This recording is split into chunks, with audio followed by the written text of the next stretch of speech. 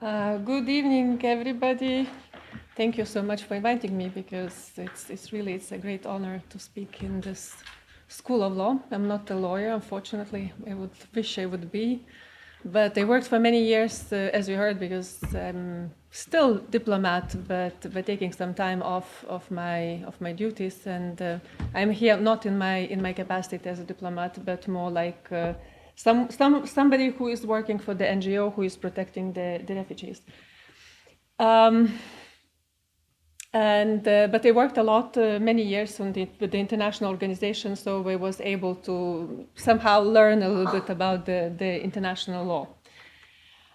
So Massimo was very ambitious, saying that I can answer the question why the members of Almighty God, of the Church of Almighty God, are not accepted as refugees. More or less, it's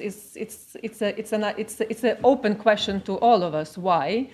And my presentation today is more about try to show you the arguments that these people, they should be accepted as refugees, because clearly they are persecuted in China.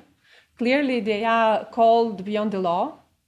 So, and as you remember, it was in the previous presentations mentioned the Criminal Code of China, Article 300, where it's clearly said that Xinjiang is the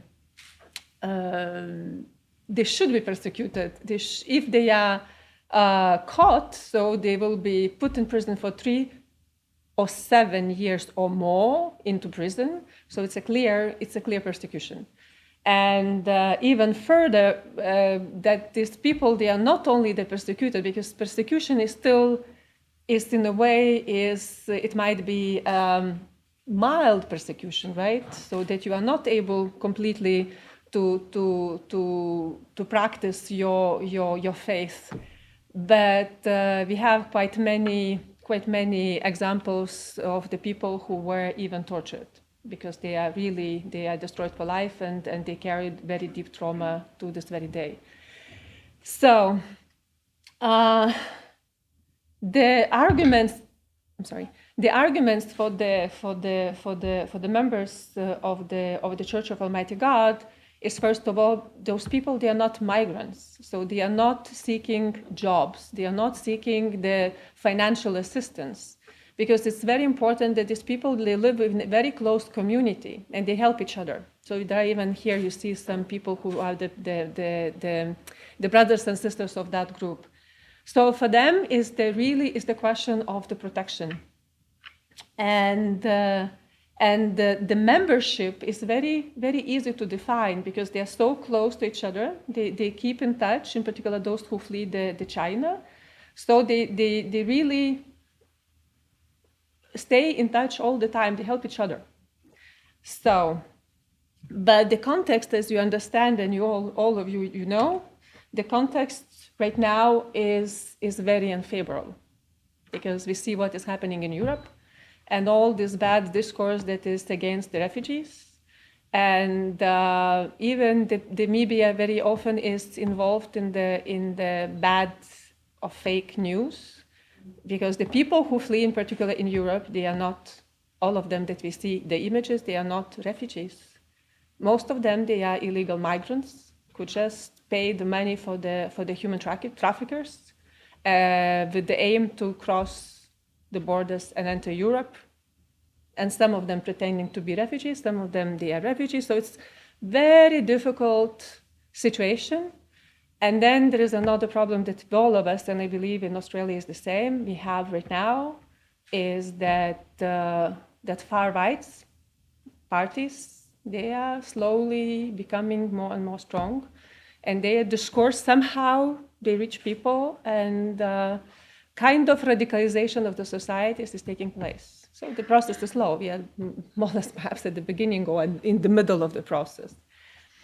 So, and in this context, it's very difficult, and in particular, seeing the images from Europe, it's very difficult to find for the authorities to really to distinguish who is who and give the protection to people who really need the protection. And as you already saw from the previous presentations, that the members of the Church of Almighty God, they really need protection because they will be persecuted. So the situation right now is that only 3 countries, they don't have the major problems to get the refugee status, is the United States, Canada, and Sweden. Unfortunately, in other countries like South Korea, many European countries, is very difficult for them to get the status, and most of them, they are rejected. On the grounds on many reasons. First of all, authorities very often, they don't recognize that they are persecuted, that this group is really persecuted. Sometimes the argument is that that is not a religion. And so far we don't have in France, there are a few people who they were put in jail, but most of the cases, they are still, at least, but at the same time, these people, they live in a permanent fear and insecurity. So, and my aim today is to try to to remind the definitions of international law and the countries we signed the conventions. So we abide by the international norms, and I believe it's a very good place here is to remind these documents and definitions which should be really implemented, and people should be granted the refugee status. So first of all is who is a refugee, because we have international refugee law, entire set of the document, right? So then here you see clearly that definition of who is the refugee. And as you see in the definition, a refugee is a person who is outside his or her own country, owning for fear of persecution on protected grounds. And protected grounds, I appreciate very much your introduction today, is that religion or even larger, because I always prefer the freedom of consciousness or freedom of belief, because it's not important what we believe, is we have the right, it's the inherent right to believe in what we believe. So then religion is very much part of the protected ground. So religion, as I mentioned, so that they always use this, because the scholars, like Massimo Trevina, they try to define what is religion, to defend their religion, but in fact, it's not even that is not important. If they are persecuted because of their beliefs, it's already, there is a persecution and there is a protected ground. So, and in my understanding of the concept is atheism is also included. So as you see, United Nations Universal Declaration of Human Rights, I believe it's and it's now we are celebrating 70 years for this very important declaration, is that everyone has the right to freedom of thought, consciousness, and religion. And what is really very important for me, and I believe it's always underlined in the Human Rights Council in Geneva, that is an individual right. So we are not defending religion. We are not really defending the dogma or defending it's individual right. We defend person's right to believe and profess what they have. And then there is, in the same declaration, we have the Article 14, where everyone has the right to seek and to enjoy in other countries as a protection. So the origins of international refugee law is everything started just after the Second World War, when the 60 million refugees were in Europe, and then we started to create norms defining and looking for it. So for this reason, in 1950 was created United Nations High Commissioner for Refugees, UNHCR. And then we also created in 1951 the convention relating to the status of refugee. And because the first document was limited to European geography of Europe, In 1967, we have the protocol, which now extends the scope, is relating to the status of refugees. But being lawyers, you know very well, better than me, that very often in the conventions is not enough. We need interpretation and etc. So in 2004, UNHCR prepared the guidelines where we have a lot of help how to interpret certain aspects for the in considering the refugee questions. So it's, as we well know, and believe it now, right now, when you look around the world, this is really the trends they're taking in many countries. So there is a clear connection. If in a country there is a lack of democracy, lack of rule of law, is a natural way to violations of human rights and freedoms.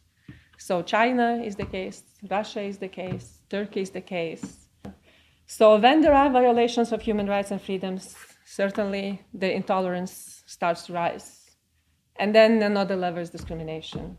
And then it's persecution, and even might be a torture. And I believe in the case of the Church of Almighty God, is exactly we have this tendency of spiraling down slowly into the situation that is very dangerous.